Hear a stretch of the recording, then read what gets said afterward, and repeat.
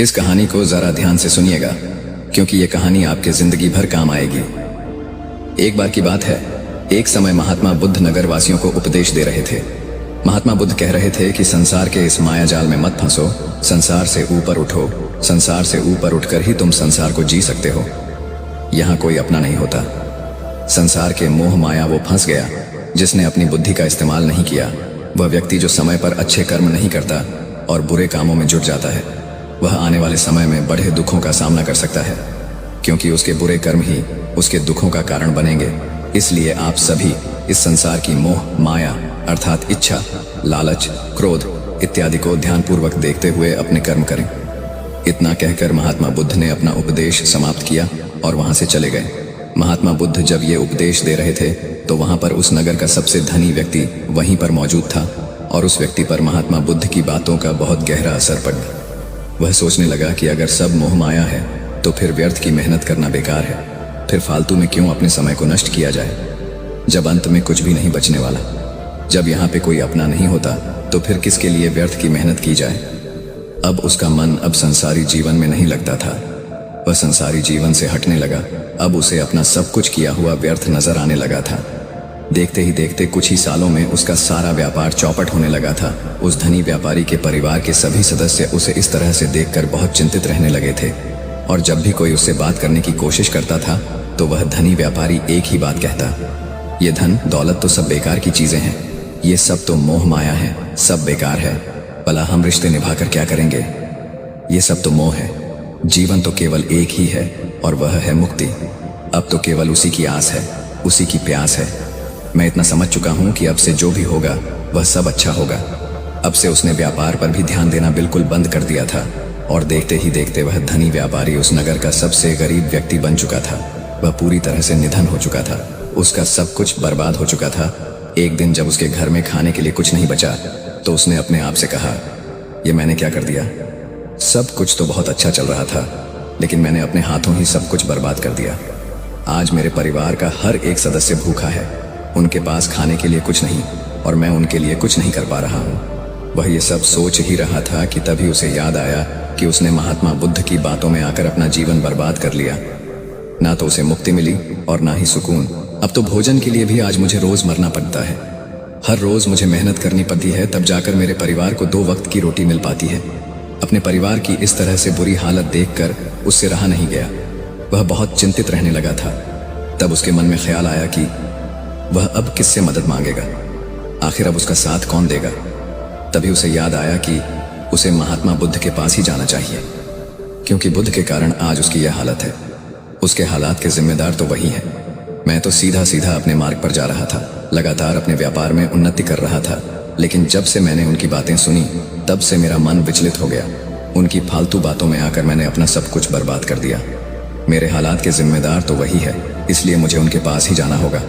अपने मन में क्रोध लिए 2 दिनों की लंबी यात्रा करके वह महात्मा बुद्ध के पास पहुंचा और क्रोध में आकर महात्मा बुद्ध से कहता है, हे बुद्ध, आपको कोई ज्ञान नहीं, आपने सत्य की प्राप्ति की है।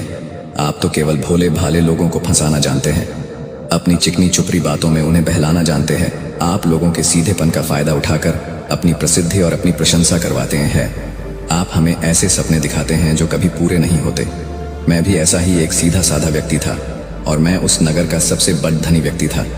आपसे मिलने से पहले सब कुछ ठीक चल रहा था। मेरे पास धन की कोई कमी नहीं थी, सारे ऐशो आराम थे, सारी सुख सुविधाएं थीं। लेकिन जब से मैंने आपका उपदेश सुना, मैं आपसे इतना प्रभावित हो गया कि मैंने आपकी बातों को ही मानना शुरू कर दिया और वो सारी चीजें छोड़ दी जो मुझे संसारी जीवन से जोड़ ढाती थी। अर्थात संसार की सारी मोह माया मैंने त्याग दी।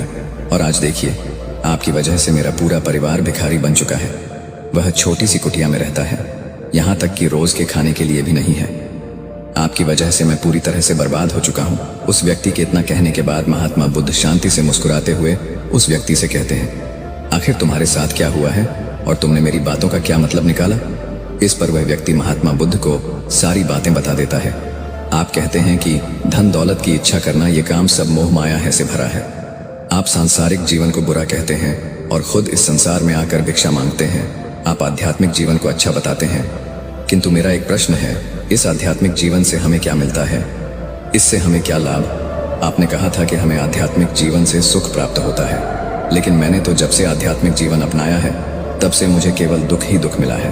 यहाँ तक कि मेरे पास जो कुछ भी था वह भी सब में खो बैठा हूँ। आप लोगों को झूठा सुख दिखाकर उन्हें अंधकार में ढकेल देते हैं। क्या यह वास्तविकता नहीं? इस पर महात्मा बुद्ध मुस्कुराते हुए उस व्यक्ति से कहते हैं, बेटा तुम बहुत दूर से आए हो, अभी तुम विश्राम करो। रात को आकर मैं तुम्हें तुम्हारे सभी प्रश्नों का जवाब दे दूंगा। पहले तो उस व्यक्ति ने इनकार किया, लेकिन महात्मा बुद्ध के आग्रह पर वह व्यक्ति महात्मा बुद्ध की बात मान गया और आश्रम में जाकर विश्राम करने लगा। रात्रि के बाद महात्मा बुद्ध उस व्यक्ति के पास आए और कहा, बेटा मैंने एक व्यक्ति की बात सुना, वो कह रहा था कि एक हाथी हवा में उड़ रहा था। उसने तो यह भी देखा कि एक बड़ी मछली अपने पैरों से जमीन पर चल रही थी और एक कुत्ता समुद्र की गहराइयों में सांस ले रहा था। वो व्यक्ति महात्मा बुद्ध की सारी बातें सुनकर महात्मा बुद्ध से कहता है, फिर तथागत उसके आगे क्या हुआ? आखिर आप चुप क्यों हो गए?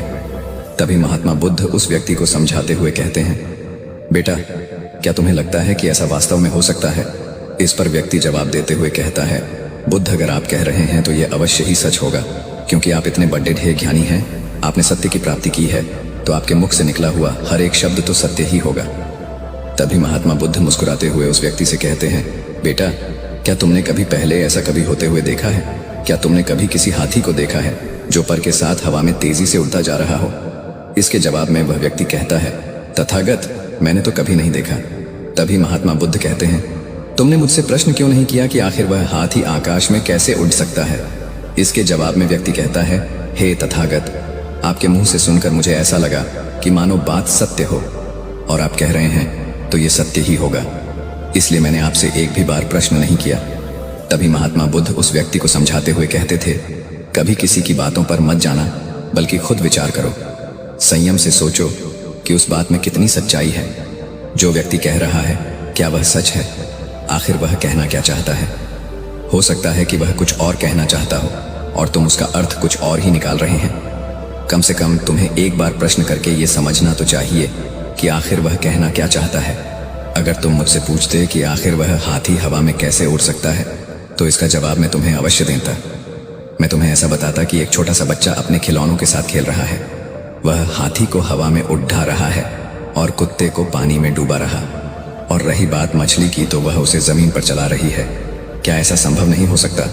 इसके जवाब में व्यक्ति कहता है, हाँ बिल्कुल ऐसा हो सकता है। महात्मा बुद्ध उस व्यक्ति को कहते हैं, इसी प्रकार मैं कभी किसी को निर्धन या गरीब होने के लिए नहीं कहता। निर्धनता या गरीबी तुम्हारे विकास में बाधक बन जाती है, जिससे तुम और कुछ नहीं सोच पाते, ना ही कुछ समझ पाते हो। इन भिक्षुओं को देखो, जब इन्हें भोजन की आवश्यकता होती है तो यह भिक्षा मांगने के लिए निकल पड़ जाते हैं, लेकिन यह भिक्षा कहाँ से आती है? इसके जवाब में व्यक्ति कहता है, हे तथागत, हर कोई रोज मेहनत करता है ताकि उसके परिवार का पालन पोषण हो सके, और जो वह मेहनत करता है उसके बदले में उसे कुछ पैसे मिलते हैं। उन पैसों से भोजन खरीदता है और वही भोजन वो आपको भी सौंपता है और वहीं से भिक्षा आती है। तभी महात्मा बुद्ध उस व्यक्ति से एक और प्रश्न करते हैं, बेटा ये बात तो सत्य है, लेकिन तुम क्या मुझे ये बता सकते हो कि आखिर ये धन कहाँ से आता है?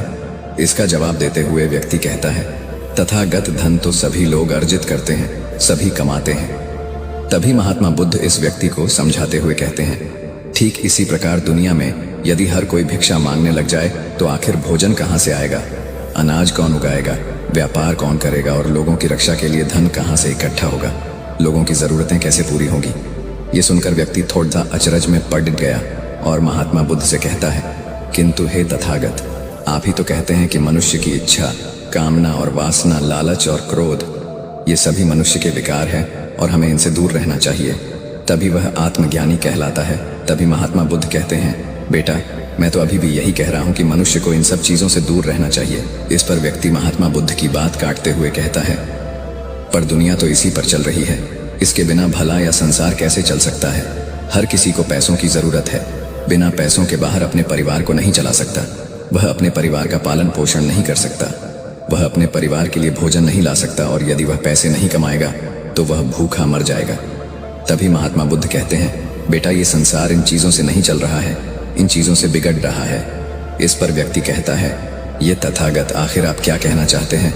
मैं आपकी बात समझ नहीं पा रहा। संसार में इच्छा, कामना, वासना और क्रोध ही तो है, और जब हम इनका त्याग कर देते हैं तब हम अध्यात्म के मार्ग की ओर आगे बढ़ते हैं। अर्थात मुक्ति के मार्ग पर, यानी कि हम सन्यासी के मार्ग पर चलते हैं। इस पर महात्मा बुद्ध जवाब देते हुए कहते हैं, बेटा तुमने जो कुछ कहा वह भी एक बहुत बड़ा सत्य है। इच्छा, कामना, वासना और क्रोध ऐसे ही बुरी भावनाओं को छोड़ देने से हम संसार छोड़कर सन्यासी हो जाते हैं, और इन्हीं सभी चीजों को छोड़कर भी हम संसार में जी सकते हैं, धन कमा सकते हैं, मान, पद, प्रतिष्ठा और सम्मान कमा सकते हैं, क्योंकि हम सब अपना कर्म ही तो कर रहे। एक किसान खेती करता है, पर वह अपनी खेती बिना बुरी भावनाओं के भी कर सकता है। एक व्यापारी व्यापार करता है और इस व्यापार में चीजों को यहाँ से वहाँ पहुँचना होता है, और वह व्यापारी इन चीजों को बिना बुरी भावना के कर सकता है। ठीक उसी प्रकार एक राजा भी अपनी प्रजा की रक्षा करता है, और वह भी अपने कर्म बिना किसी बुरी भावना के कर सकता है। और एक भिक्षु इन सभी लोगों को सही प्रकार और सही कार्य करने के लिए मार्गदर्शन करते हैं। जो उस भिक्षु का क्रम है, जो उसका कार्य है, और जो व्यक्ति जागृत होकर अपने कर्मों का सही पालन करता है, वास्तविकता में वही सन्यासी हैं, वही भिक्षु है। क्योंकि हम जो भी कर्म कर रहे हैं वह हमारा इस संसार में रहने के लिए, जीवित होने के लिए, जीवन जीने के लिए केवल एक माध्यम मात्र ही है। उसे छोड़कर हम कुछ भी नहीं पा सकते, और हमारे सभी कर्म करते हुए हमारा मुख्य उद्देश्य जागृत होना है, खुद को पहचानना है। एक बार यदि हमारे भीतर ज्ञान का उदय हो गया, तब हम चाहे जो भी करें, वह फिर संसारी हो या सन्यासी, सब एक ही होते हैं। इस पर व्यक्ति महात्मा बुद्ध से कहता है, हे बुद्ध, किंतु मैंने तो देखा है कि आप अपने संघ में उन लोगों को भी शामिल कर लेते हैं जो लोग अपने परिवार को छोड़कर आए, अपने माता पिता को, अपने बीवी बच्चों को छोड़कर आए। क्या आप उनसे कभी ये कहते हैं कि जाकर अपनी जिम्मेदारियां पूरी करो और धन कमाओ, और वहीं पर रहकर तुम आत्मज्ञान प्राप्त करो? उस व्यक्ति के प्रश्न का जवाब देते हुए महात्मा बुद्ध कहते हैं, क्या तुम हाथी को हवा में उड़ा सकते हो? इसके जवाब में वह व्यक्ति कहता है, नहीं, मैं नहीं उड़ा सकता। तभी महात्मा बुद्ध कहते हैं, केवल एक बच्चा ही हाथी को हवा में उड़ा सकता है। ठीक उसी प्रकार जिस व्यक्ति को जो बनना है वह तो वह बनकर ही रहेगा। जैसे किसी व्यक्ति को व्यापारी बनना है तो वह व्यापारी बनेगा। ठीक इसी प्रकार यदि किसी व्यक्ति को आत्मज्ञान की प्राप्ति करनी है तो उसे सब कुछ तो त्यागना ही होगा। आगे महात्मा बुद्ध उस व्यक्ति से कहते हैं, बेटा क्या तुम सब कुछ छोड़कर आत्मज्ञान के मार्ग पर आगे बढ़ते, या फिर तुम ये सोच रहे थे कि इस रास्ते पर चलकर जीवन आसान हो जाएगा, जो होगा सब अच्छा होगा, सब कुछ अपने आप ही मिलने लगेगा, मुझे तो कुछ करने की आवश्यकता ही नहीं पड़ेगी, सारे दुख दर्द सब कुछ समाप्त हो जाएगा और जीवन में चमत्कार होने लगेगा और अंत में मुक्ति भी मिल जाएगी। महात्मा बुद्ध की यह बात सुनकर उस व्यक्ति को अपनी गलती का एहसास हो गया। वह महात्मा बुद्ध के चरणों में गिर पड़ा और कहने लगा, हे तथागत, आप सत्य कहते हैं। मैंने तो कुछ ऐसा ही सोचा था, क्योंकि मेरा व्यापार सही नहीं चल रहा था, तो मुझे लगा कि सब कुछ छोड़कर सब मिल जाएगा, मुझे कुछ करने की आवश्यकता ही नहीं पड़ेगी, और मेरे सारे दुख दर्द हमेशा हमेशा के लिए खत्म हो जाएंगे, और मैं आत्मज्ञान भी प्राप्त कर पाऊंगा। तभी महात्मा बुद्ध उस व्यक्ति से कहते हैं, बेटा भिक्षु हो जाना कोई आसान बात नहीं है, इसके लिए सब कुछ त्यागना पड़ता है। एक एक चीज जिसे तुम बहुत प्रेम करते हो, वो सारी चीजें तुमसे एक एक करके दूर हो जाती है। तो क्या तुम भिक्षु बनने के लिए तैयार हो? क्या तुम सब कुछ छोड़कर अध्यात्म के मार्ग में आगे बढ़ना चाहते हो? इसके जवाब में व्यक्ति कहता है, हे तथागत, मुझे मेरी गलती का एहसास हो चुका है, मुझे भिक्षु नहीं बनना, मैं तो व्यापारी ही ठीक हूं, मैं तो अपने संसारी जीवन में ही खुश था, परंतु अब भी मेरे मन में एक प्रश्न शेष बचा है। अगर आपकी आज्ञा हो तो वह प्रश्न भी मैं आपसे पूछना चाहूंगा। तभी महात्मा बुद्ध उसे आज्ञा देते हैं। इस पर व्यक्ति कहता है, तथागत, आप ही तो कहते हैं कि धन नहीं कमाना चाहिए, पद, प्रतिष्ठा, अहंकार हमें दुख की ओर ले जाते हैं, और संसार में यही तो है। और क्या है, यदि हमें संसारी जीवन जीना है तो हमें ये सब तो करना ही पड़ेगा। तभी महात्मा बुद्ध मुस्कुराते हुए उस व्यक्ति से कहते हैं, क्या तुम्हें भूख लगी है? इस पर व्यक्ति कहता है, हाँ तथागत, मुझे बहुत भूख लगी है। तभी महात्मा बुद्ध उस व्यक्ति को भोजन करवाते हैं, और उसे भरपेट भोजन खिलाने के बाद महात्मा बुद्ध उस व्यक्ति से कहते हैं, लो और खाओ, ये सब तुम्हारे लिए ही है। इसके जवाब में वह व्यक्ति कहता है, तथागत, मैं पहले ही बहुत ज्यादा खा चुका हूँ, अब मुझसे और नहीं खाया जाएगा, मेरे पेट में अब जरा भी जगह नहीं रह गई है। यदि मैंने और अधिक खाया तो मेरा पेट दर्द करने लग जाएगा, और फिर मुझे तरह तरह की परेशानियां होने लगेंगी, मैं परेशान हो जाऊंगा।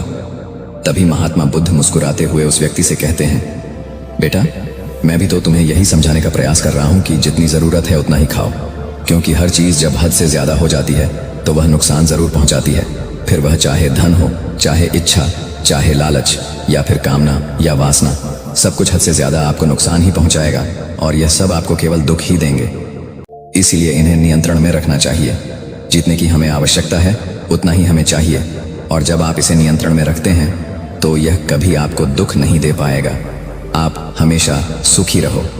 आगे महात्मा बुद्ध उस व्यक्ति से कहते हैं, सुनो, धन कमाना आवश्यक है, क्योंकि धन की कमी नहीं होनी चाहिए, भोजन की कमी नहीं होनी चाहिए, किसी भी कार्य को करने के लिए मन में इच्छा की कमी नहीं होनी चाहिए, लेकिन उसी के साथ में यह भी ध्यान रखना है कि इच्छा अत्यधिक भी नहीं होनी चाहिए। और मैं तुम्हें यही समझाने का प्रयास कर रहा हूँ। इसीलिए जाओ और धन कमाओ।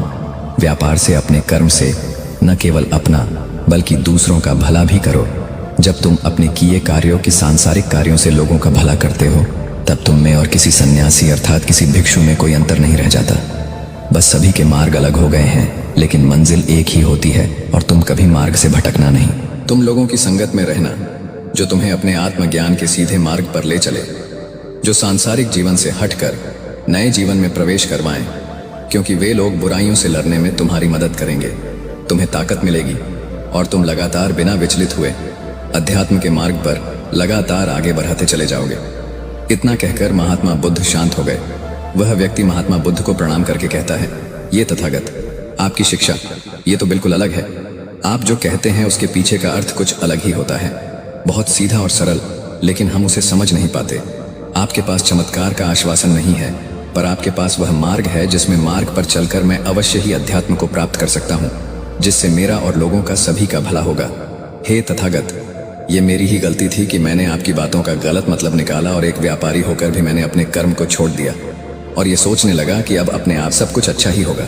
लेकिन यह सत्य है कि अपने आप कुछ नहीं होता। जब हम हाथ पैर चलाएंगे, काम करेंगे, कर्म करेंगे, तभी हमें फल मिलेगा। जब हम हाथ पैर मारना छोड़ते हैं तो नदी का बहाव हमें अपने साथ बहा कर ले चला जाता है और तब हमारे हाथों में कुछ नहीं रह जाता, और यही मेरे साथ भी हुआ है। तथागत, आज से मैं आपको वचन देता हूँ कि मैं अपना कर्म पूरी ईमानदारी के साथ करूँगा। आपके दिए हुए मार्ग पर मैं पूरी ईमानदारी से चलूँगा। मैं आपको वचन देता हूँ कि मैं एक अच्छा व्यापारी और एक अच्छा इंसान बनकर रहूँगा। मैं आत्मज्ञान के मार्ग पर अपने कर्म करते हुए आगे बढ़ता रहूँगा। इतना कहकर वो व्यक्ति महात्मा बुद्ध को प्रणाम करके वहाँ से लौट गया। बाकी अगर ये कहानी आपको अच्छी लगी हो तो इस वीडियो को लाइक करें, को सब्सक्राइब करें